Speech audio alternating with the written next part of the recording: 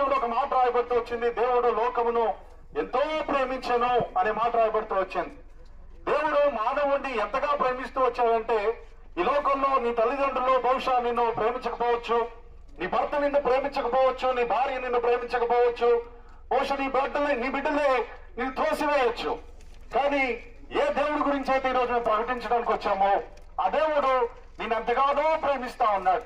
ఒకవేళ ఈ ప్రపంచంలో నువ్వు ఒక్కడివే ఉన్నా, నువ్వు ఒక్కదానివే ఉన్నా, నీ కొరకు సైతము యేసుక్రీస్తు ప్రభువు ప్రాణం పెట్టేంతగా ఆయన నిన్ను ప్రేమిస్తా ఉన్నాడు. కనుక ఈరోజు అందరూ నిన్ను త్రోసివేశారని బాధపడుతున్నావా? ఏ ఒక్కరూ నిన్ను ప్రేమించట్లేదని చింతపడుతున్నావా? ప్రియ సహోదరుడా, ప్రియ సహోదరి, నిన్ను ప్రేమించే దేవుడు ఉన్నాడు. నీ కొరకు ప్రాణం పెట్టినటువంటి దేవుడు నీ కొరకు అది ఎదురు చూస్తా ఉన్నాడు. ఈ లోకంలో యేసుక్రీస్తు ప్రభువు జన్మించినటువంటి కారణమే నిన్ను రక్షించడానికి. పాపములు ఉన్నటువంటి నిన్ను, శాపముతో కొట్టబడినటువంటి నిన్ను, ఏ ఒక్కరు కూడా ప్రేమించలేనటువంటి స్థితిలో ఉన్నటువంటి నిన్ను యేసుక్రీస్తు ప్రభువు తానే ప్రేమించి తన రక్తం అంతా కూడా నీ కొరకు చిందిస్తా వచ్చారు. ఈ లోకంలో ఉన్నటువంటి ప్రేమలో బహుశా కొన్ని రోజులు ఉంటాయి, వారు మర్చిపోతారేమో గాని దేవుని ప్రేమ శాశ్వతమైన ప్రేమ.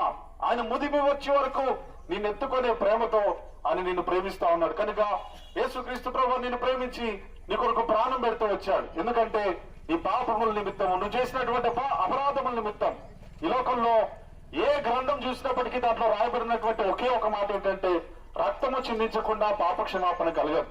నీ పాపము తీసేయబడాలంటే పరిశుద్ధమైన రక్తము, పవిత్రమైన రక్తము, నిష్కలంకమైన రక్తము, ఏ పాపము లేనటువంటి రక్తము కావాలి. ఆ రక్తాన్ని చిందించడానికి యేసుక్రీస్తు ప్రభువు ఈ లోకంలోనికి ఆయన దేవాది దేవుడే ఉండి ఈ లోకంలో మానవ అవతారంలో ఆయన జన్మిస్తూ వచ్చాడు.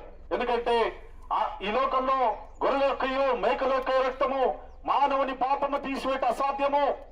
ఎందుకంటే గొర్రెలు, మేకలు లేకపోతే ఎడ్ల యొక్క రక్తము అవి కామ, క్రోధ, మదమత్సరాలతో నిండిపోయి ఉంటాయి. అయితే యేసుక్రీస్తు ప్రభువు ఆయన జన్మలో పాపం లేదు, ఆయన జీవించినటువంటి జీవితంలో పాపం లేదు, నాలో పాపం ఉండదని రుజువు చేయగలవాడు ఎవడో అని సమస్త మానవాళికి సవాలు విసిరిన ఒకే ఒక్కడు ఆయన యేసుక్రీస్తు ప్రభువు. కనుక ఆయన పరిశుద్ధుడైన దేవుడు కనుక మనందరి పాపం నిమిత్తము ఆ కల్వరి శిలువలో చనిపోవడానికి తన రక్తమంతా కూడా ఆయన కారుస్తూ వచ్చాడు. ఒకవేళ ఈ రోజు యేసుక్రీస్తు ప్రభువాన్ని నువ్వు ఎంతగా ప్రేమిస్తున్నావు ప్రభు అని ఒక ప్రశ్న వేస్తే, ఈరోజు వెండి బంగారం లాంటి క్షయమైన వస్తువుల చేత లేకపోతే డబ్బుల చేత నేను విమోచించలేదు, కానీ నిన్ను ఎంతగా ప్రేమిస్తున్నాడో రుజువు చేయడానికి తన ప్రాణాన్ని ఆయన బలిగా అర్పిస్తూ వచ్చాడు.